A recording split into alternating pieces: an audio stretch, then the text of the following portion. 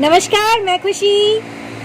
तीसरे पार्ट में फिर हम लोग बात करते हैं डॉक्टर साहब से कि और क्या चीज़ें करनी चाहिए। पहले सेशन में डॉक्टर साहब ने लोटे की उपयोगिता बताई, दूसरे में उन्होंने सांसों की उपयोगिता बताई कि सांसें किस तरह से लेनी चाहिए, और अब तीसरी सेशन में, अब अगले सेशन में हम उनसे और जानेंगे कि और क्या चीज़ें करें कि हमारी जीवन खूबसूरत हो जाए। नमस्कार दोस्तों। तो सुबह में ब्रह्म मुहूर्त उठने के बाद पानी पीने के बाद सांस के ऊपर ध्यान, उसके बाद शौच से निवृत्त होना है। शौच से निवृत्त होने के बाद से आपको दातुन करना चाहिए या दंतमंजन करना चाहिए। हमने वीडियो में पहले भी बताई हुई है कि जो भी आप दंतमंजन इस्तेमाल करते हैं उसका कोई साइड इफ़ेक्ट नहीं है, टैक्स फ्री है, खुद से दंतमंजन बना सकते हैं, दातुन खुद से बना सकते हैं, उसमें कोई पैसा नहीं लगता है। लेकिन जो आप टूथपेस्ट लेके आते हैं बाज़ार से, उसके अंदर आर्टिफिशियल स्वीटनर होती है। हम किसी चीज़ का हम विरोध नहीं कर रहे हैं, उसके बारे सत्यता बताने की कोशिश कर रहे हैं, इतना ही हमारा लक्ष्य है। तो आर्टिफिशियल स्वीटनर जो है हार्ट अटैक के लिए रूट कॉज है, और दूसरी उसके अंदर जो होती है सोडियम लॉरेट सल्फेट, जो कि झाग पैदा करती है। और जितनी भी चीज़ें झाग पैदा करती है सबके अंदर सोडियम लॉरेट सल्फेट है, SLS जिसको बोलते हैं, और वह सोडियम लॉरेट सल्फेट कैंसर का कारक है, कार्सिजेनिक है। डॉक्टर साहब, हर टूथपेस्ट पे जो मिल रहा है हमारे यहाँ पे, उस पे लिखा रहता है कि अगर बच्चों को दे रहे हैं तो बड़ों की सुपरविजन में दें, वो एनगल्फ ना करें, मतलब उसके साथ डिस्क्लेमर रहता है।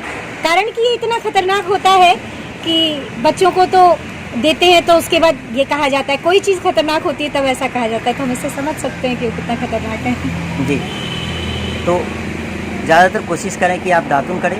दातुन की साइज होनी चाहिए करीब उसकी मोटाई होनी चाहिए आपकी जो छोटी उंगली है इसके बराबर, और करीब 12 सेंटीमीटर से 15 सेंटीमीटर के आसपास हो। और जब हम चबाते हैं तो दातुन से निकलने वाली जो रस होती है, वो हमारी रस जो होती है, कोई कसाय होती है, कोई करवा होता है, कोई तीखा होता है। तो हमारे टंग को प्रतिदिन 6 तरह का टेस्ट चाहिए।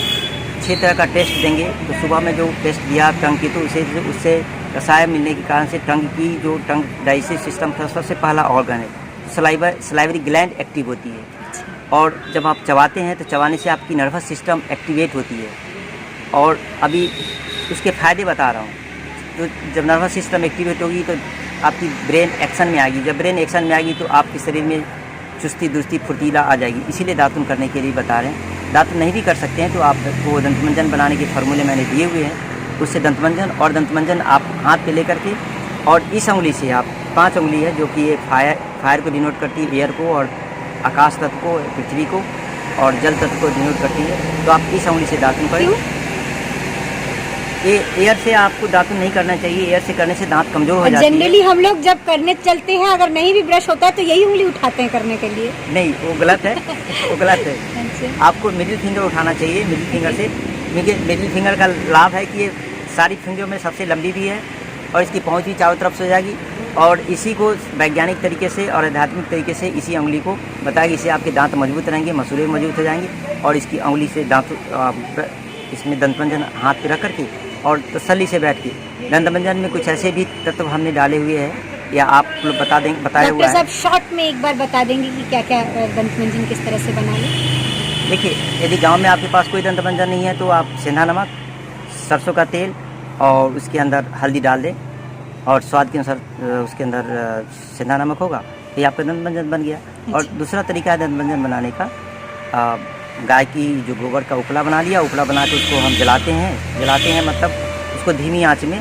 तो धीमी इसमें जिसमें केवल उसकी राख है, उसकी राख काली होनी चाहिए, और राख हो गया। उसके बाद से उसके अंदर फिर फिटकिरी आ गई, और उसके सेंधा नमक हो गया, और हल्दी हो गया स्वाद के अनुसार, और उसके बाद से आपका दंतमंजन तैयार है। हाँ, तो ये तो बन सकता है।